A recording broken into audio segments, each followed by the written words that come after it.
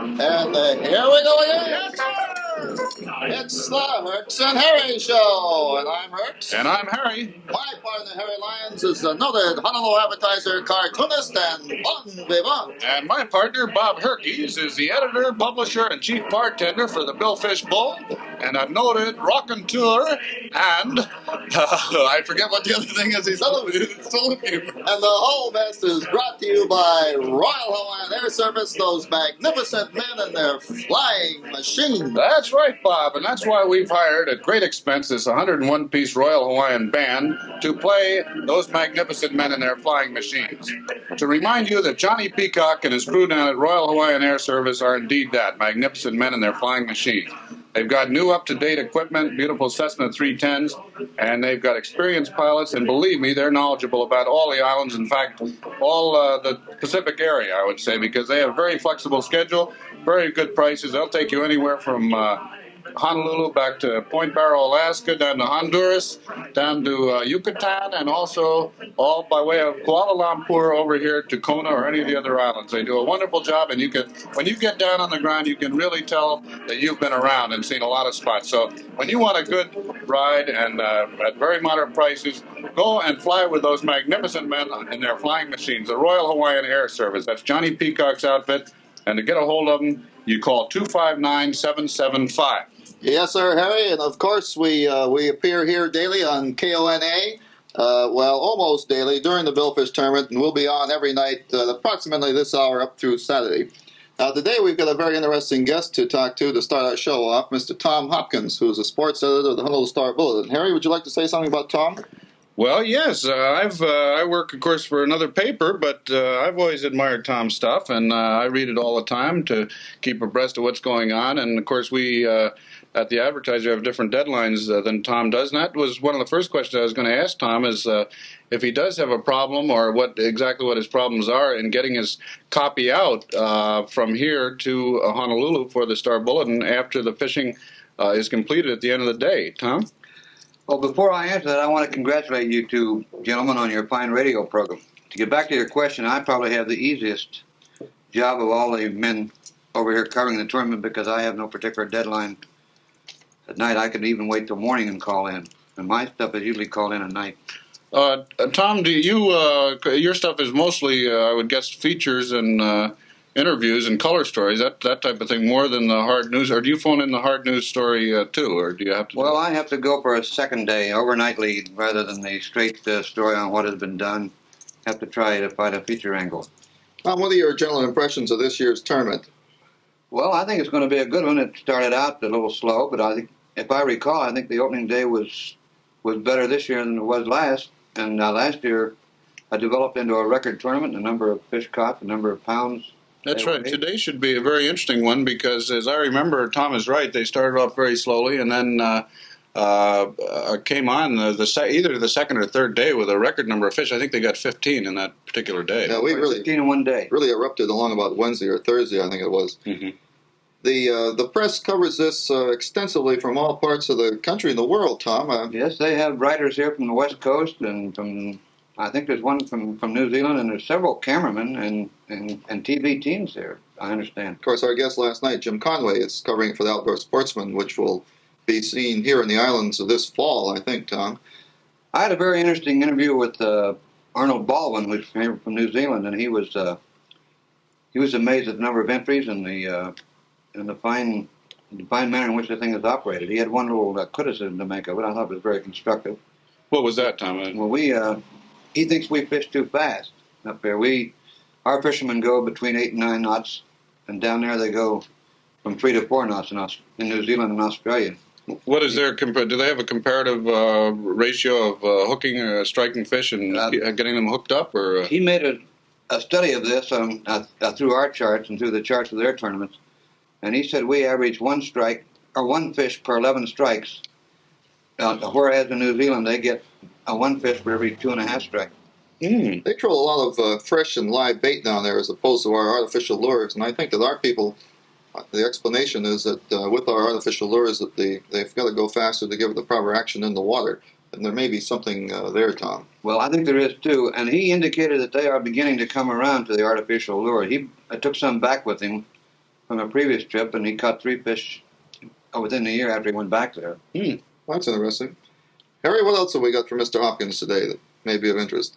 Well, I wanted to ask him why they don't have a sports car tennis at the Starbulletin. That's pretty Good interesting. question. I wish we did have one. Well, when can you join us? If the price is right. Well, thank you very much, Tom, for appearing on the Herks and Harry show today, and we'll, of course, be seeing more of you during the week.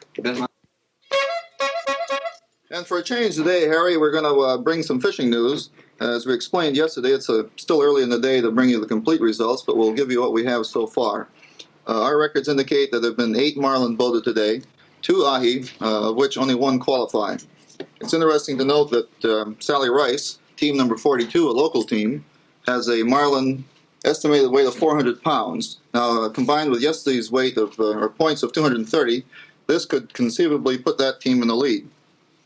Team number 53 also has a marlin on board. Sabunga, I believe, is the angler, and they estimate the weight at 400 pounds. Other fish caught today, Team 41, Ian Bowman from Hilo, 203 pounds for that many points. Team number 8 has Patty Hogue, 106 pounds on 80-pound test, which would give her 229 points. And Team 53, 183-pound marlin. Team 34, 243-pound marlin on 80-pound test, which gives Sonoda 316 points. At this point, I think, Harry, we ought to introduce our visiting angler for the day and the guest on the Herks and Harry show, and it's really with a great deal of pleasure that we introduce Mr. George Wooler, team number 9 from New Zealand, the Bay of Islands. George, welcome aboard. Thank you very much. This is George Wooler from the Bay of Islands, New Zealand. Harry, you have a few words, questions you'd like to ask George about how the tournament's going? Yeah, so George is an old friend of ours, of course, and I wondered, first of all, before we asked him his impressions of the tournament this time, if he could just bring us up to date. The name Baldwin, of course, is very well known around here. His partner on the Bay of Islands Swordfish Club, about Arnold Baldwin. What would you like to know about Arnold? Because he's a man of many parts. I presume you mean about his fishing? Right. Well, Arnold's one of the stalwarts down in New Zealand. He's really the leading light in a new club called the Kowau Fishing Club, and done a great job there. He's presently the president of the Kowau Club. He has his own private boat, and he's a great enthusiast. And more than that, he's like some of those few people you meet who, behind the scenes, do a great deal of work and are never really seen. You know, it's a funny thing. Last year on this show, we kept calling him Arnold Palmer because for some reason we could never get that straight. But I can tell he's one of Arnie's army. He's one of Arnie's army. Oh, great! Not one of Gary's group, but No. How was the fishing today, George? We didn't get any. Well, we did. We got one hit at the very end of the day. About half an hour before the close of the day, we coming there and amongst about 25 boats, and blow me down, there were 2 taps at the near bait, and we saw the marlin swerve and swim away. So we did have a chance, but it wasn't a very good one. Earlier in the show, on our interview with Tom Hopkins, he commented on the difference in trolling speeds between what we use here and what you use in New Zealand. Evidently, you troll a lot slower there. Is that right, George? Yes, well, we use live bait all the time. It's either a dead live bait or a live bait, and depending which it is, we troll at around 4 knots. But I must say this, that as far as I'm concerned myself, I've been trolling at about 5 or 6 knots with live bait, with more positive results than the slower trolling. That was interesting. I think the dead live bait is a very interesting Yeah, thing. that's kind of better than live artificial bait, I guess. Yeah, it's that's something we got to do next, is to get some live lures, and then how would we troll those? I'm somewhere in between. I think that a marlin feeds on fish, and I think he prefers eating fish to eating plastic. But that's a my good point. You know, I was talking earlier with Dr. Strasberg from the Bureau of Commercial Fisheries, and he said that today was kind of interesting. They had 2 major current patterns today, and one was distinctly north of what is Keoho, and the other one south. And one was going in they're kind of a whirlpool, to put it very simply, and one was going in a counterclockwise direction. That was the one above Keoho, and that's where almost all the strikes occurred, which is in, I think it was kilo. Yeah, this is a good time to bring it up, but where were you fishing today, George? Yeah, that's what I was going to ask. That was my next question. We fished in the south. You probably took our advice. No. I discussed it with the captain, and he was fairly strong about his ideas. And although I've been fishing 4 days here before the tournament, and I think practically every fish was taken in the northern area and was taken with live baits. Mm-hmm. That was my assessment. I know that Freddie Rice has been fishing south, and he's got 2 now. He's been fishing south, I guess, for several months, and I came over in the plane with him, Royal Hawaiian Air Service, and he felt quite strongly about it. But I guess it's a matter of choice. And well, that map we've been given to all contestants and showing the pattern of fish caught in the past tournaments definitely shows the more have been caught up on the northern grounds. Okay, Holy Light, yes, what they off refer that to light. as the quite definitely, it's very marked. Who do you fish with tomorrow, George? I just have to look it up here. I'm sorry, I just live day by day. Okay, well, That's about as much as I can do. We kind of live hour by hour. It doesn't really matter. As far as this I know it's a Honolulu boat, and they tell me he's a very good skipper. Oh, well, that's good. George, how many tournaments is this for you now? I understand this is my 4th here. I came to the first 2. I thought this was a 5th, but I could be wrong. It's at least 4 anyhow. How many marlin have you caught here? Have you had any luck at all in these tournaments? Yes, in tournaments I have. I was lucky enough in one of the earlier tournaments to take a world record on 80-pound test, which was very acceptable to the tournament committee, I can tell you. Yeah, we thought, all of us here thought that was a pretty good idea. You know?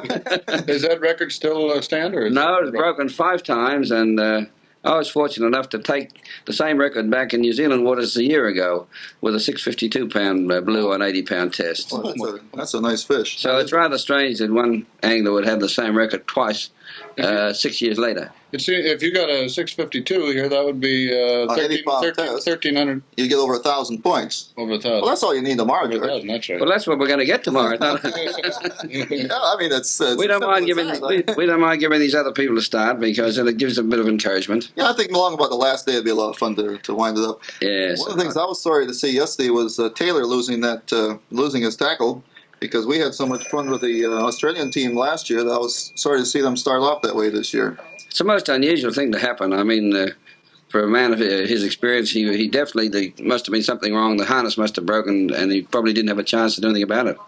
Yeah, I was really sorry to hear that. You can't help laughing about these things. Well, we have what we call the Herks and Harry hero of the tournament and hero of the day. Everybody did so well today. I don't think we could pick a hero of the day. Well, Harry, I think we ought to comment a little bit on yesterday's heroes. Remember those Martha Woods came up to me and why don't you explain the Herks and Harry hero of the word? Well, of course, the Hero of the Day award, as our regular listener knows, is the award we give for somebody who's goofed up or had a little bad luck, or not necessarily bad luck, but something funny or something that happened to them during the day. And yesterday it came in too late for us to get it on the program, but we had one gentleman, he won't admit which one it was. It was either Philip Carboy or a man named Cornell, fishing on a boat named the Cutty Sark that caught a Christmas tree. Very appropriate. He's my candidate. I think we ought to have a carryover for today's hero of the... well, let's give him the... Let's hear it for Corboy or Cornell, and we'll get one of them to fess up before the week's over. But I think we should mention Martha Woods and her beautiful bamboo fishing pole that she caught yesterday. Oh, yes. They thought it was a world record, I understand. It was 20 feet long, but it was broken in the middle, so the judge disqualified it. It was only half a record. Half of the bamboo world's pole record or something to that effect. And another thing, we want to encourage all of you to go see the Drunkard tomorrow. Harry, where will you be and how can they identify you? Oh, that's playing at the... Where is that playing? That's Richard Boone's production. That's right. It's right next door. Right next door over here, and it's at 8 o'clock on Wednesday night. And you can spot Herks and Harry by their bulbous red noses. So... go see the Drunkard. Right, until tomorrow. Is there anything else? Why, let's hear it for old Johnny Peacock, and this is the Herks and Harry show, and I'm Herks. And I'm Harry. And we hope we see you all again tomorrow. Thank you very much, George Wooler. Thank you, George. Thank you, fellas.